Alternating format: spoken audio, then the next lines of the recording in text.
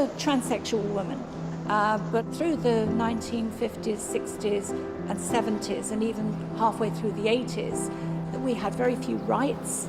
The only thing we could actually concentrate on doing in that period of time was slowly building up self-help social facilities, community groups for ourselves, so at least we could support each other. By 2014, we all felt like we had arrived. Certainly in Britain, we had achieved the major legal changes that we required. Trans people were a lot more visible. Globally, big publications like Time and American Vogue were saying that there had been a transgender tipping point. It actually felt like we had more or less achieved our goals. And then very recently, in the last couple of years, we had a setback. We've had a backlash.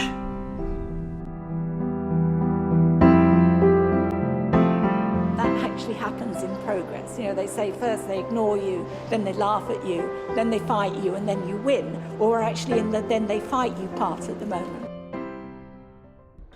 I deliberately retired myself just over 12 years ago, saying to the younger generation of trans people, it's time for you to take over now.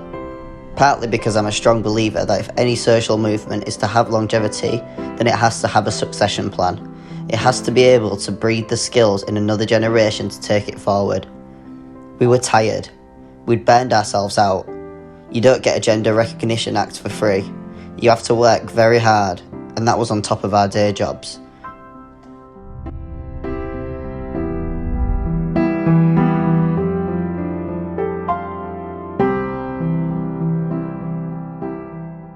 This generation, I don't think should have to be polite. Society has been rude to trans people for so many decades that the time for being polite is over. So when they go in and trash all the norms and make people feel uncomfortable on Twitter, great, that's fantastic. I wish we had the ability in my day.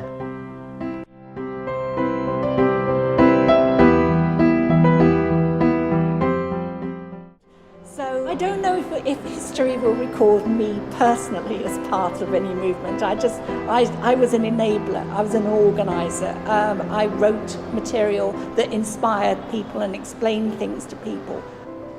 On my very first day in Manchester, I remember walking up one of the streets here and something communicated itself to me. I just had a very visceral feeling that I'd come home.